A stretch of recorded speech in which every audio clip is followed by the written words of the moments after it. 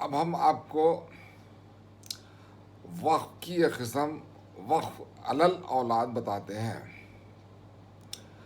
عام طور پر لوگ وقف کو جانتے ہیں، اور یہ وقف کی شروعات آپ صلی اللہ علیہ وسلم کی زندگی میں ہی شروع ہوئی تھی۔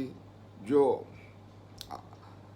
یہ بر عثمان جو موجود ہے مدینہ میں، وہ پہلے وقف کی نشانی ہے، جس کو آپ صلی اللہ علیہ وسلم نے اپنے صحابیوں سے کہا تھا کہ مدینے والوں کی جو پانی کی قلت کی شکایت آپ تک پہنچی تھی، اس کو حل کرنے کے لیے آپ نے صحابیوں سے کہا تھا۔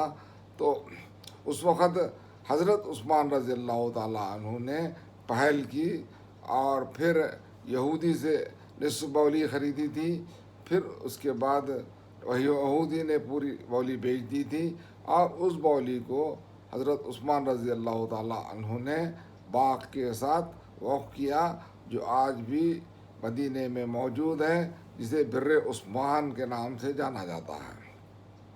تو آپ صلی اللہ علیہ وسلم نے بھی ایک زمین مدینہ کے مضافات میں لی تھی، اور مسافروں کے لیے وقف کیا تھا تاکہ مسافر وہاں ٹھہر سکے۔ تو وقف ایک ایسی عبادت ہے اسلام میں جو تا قیامت تک اس کا ثواب ملتا رہتا ہے واقف کو۔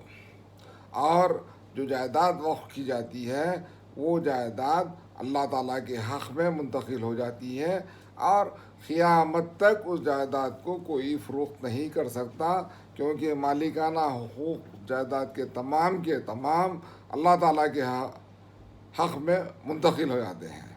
تو اب ہم جو اب یہاں بات کر رہے ہیں، وہ بات وقف علی الاولاد کی ہے۔ اگر کوئی صاحب اولاد جس کی جائیداد ہے، اور وہ یہ سمجھتا ہے کہ اس کی جائیداد تا قیامت تک اس کے ورثہ اس سے فیض حاصل کریں، تو وہ صاحب جائیداد کو اختیار ہے کہ وہ اس جائیداد کو وقف علی الاولاد کے ذریعے منتقل کرے۔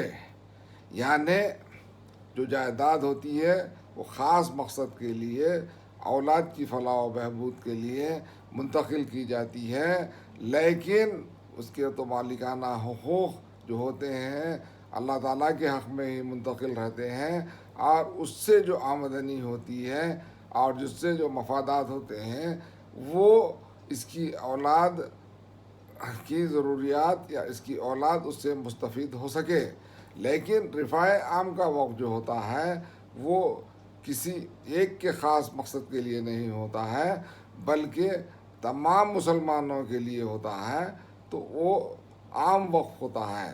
لیکن وقف علی الاولاد میں صرف جس نے وقف کیا ہے، تو وہ جائیداد اس کی اولاد کو ہی اس کی بینیفیشری کہا جا سکتا ہے، اور اس سے مستفید ہونے کا حق رکھتی ہے، اور یہ اولاد کو حق حاصل نہیں ہوتا کہ وہ جائیداد کسی کو فروخت کر سکے، کیونکہ جو مالکانہ حقوق ہیں وہ ان کو منتقل نہیں ہوتے ہیں۔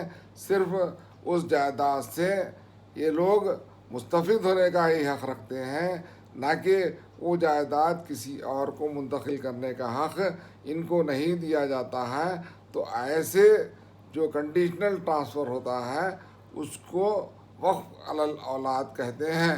یعنی جب جائیداد دینے والا وقف علی الاولاد کرتا ہے، تو اس کے پشتوں کی پشتوں تک وہ جائیداد چلی جاتی ہے، اور اسی نسبت سے اس کی تقسیم ہوتی ہے۔ ہندوستان میں پہلی مرتبہ نواب اود نے اپنی جائیداد کو وقف علی الاولاد کیا ہے، اس کی مثال اب بھی موجود ہے۔ تو یہ وقف علی الاولاد کو بھی اسلام میں ایک قسم کا جائز وقف تصور کیا جاتا ہے، اور ایسے وقف کا اندراج ہوتا ہے، اور ایسا وقف کی جائیداد کو کوئی خرید نہیں سکتا اور کوئی فروخت نہیں کر سکتا۔ تو یہ ایک قسم کا وقف ہے جو عام طور پر نہیں جانتے ہیں۔